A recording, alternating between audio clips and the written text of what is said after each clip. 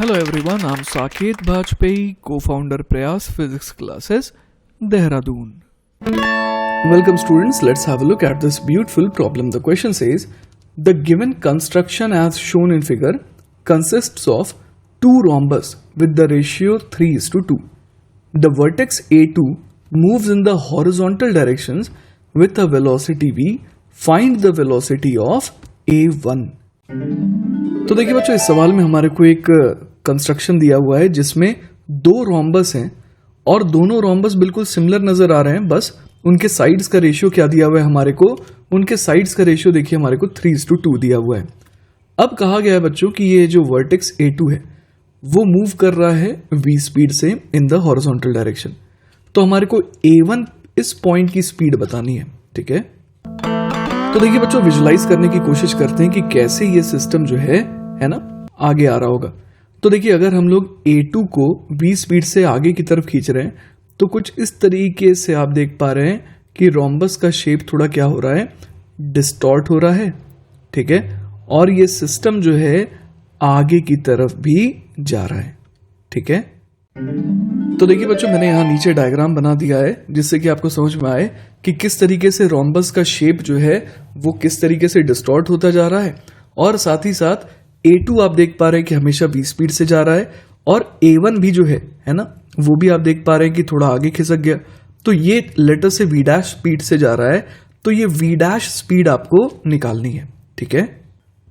तो देखिए बच्चों, इस सवाल को सॉल्व करने के लिए एक मैं बहुत बेसिक बात का इस्तेमाल करूंगा और वो बात ये है कि ये दोनों रोम्बस दिखने में बिल्कुल सिमिलर है ना, और बस फर्क किस चीज का है, तो इनके जो साइड के रेशियो दिए हुए हैं वो 3:2 में दिए हुए हैं।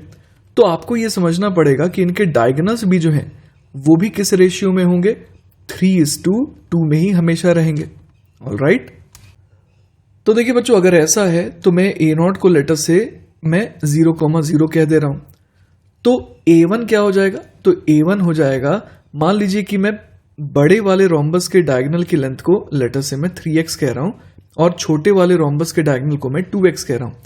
तो A1 का कोऑर्डिनेट क्या हो गया, वो हो गया 3x, और A2 का कोऑर्डिनेट क्या हो जाएगा, तो वो हो जाएगा 5x, ऑलराइट। तो इस तरीके से बच्चों हम लोग समझ पा रहे हैं कि x कोऑर्डिनेट ऑफ A2 कितना हो गया, वो हो गया 5x। तो rate of change of position, यही तो हमारे को क्या देता है बच्चों, वेलोसिटी देता है।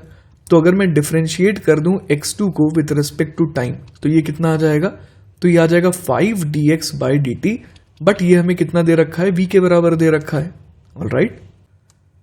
अब देखिए बच्चों, अगर मैं A1 के ऊपर बात करूं तो हम लोग कह सकते हैं कि पोजीशन ऑफ A1 क्या हो जाएगा, तो वो हो जाएगा 3x। क्लियर है, यहां पर सिर्फ x के लॉन्ग मूव कर रहा है तो मैं सिर्फ x कोऑर्डिनेट लिख रहा हूं। तो rate of change of x coordinate of A1 मतलब कि dx1/dt, ये कितना आ जाएगा, ये आ जाएगा 3dx/dt, जो कि मुझे क्या दे देगा, v', ठीक है। तो देखिए बच्चों, यहां से हम लोग समझ पा रहे हैं कि v' आ गया 3dx/dt, लेकिन dx/dt की वैल्यू तो यहां से हम लोग निकाल सकते हैं। dx/dt की वैल्यू यहां से आ रही है v/5, तो यहां पर मैं लिख दूंगा 3 × v/5, मतलब हमारा फाइनल आंसर हो गया बच्चों 0.6v, ठीक है। तो इस तरीके से बच्चों हम लोग समझ पा रहे हैं कि अगर A2 आगे जा रहा है v स्पीड से, तो ये जो A1 पॉइंट है ये कितने से आगे जा रहा है, ये जा रहा है 0.6 टाइम्स v स्पीड से, और यही है हमारा final answer. And I hope कि आपको ये सॉल्यूशन अच्छे समझ में आया होगा। इन केस अगर कोई डाउट रह जाता है then feel free to contact me, I will be very happy to help you. Take care बच्चों, बाय बाय।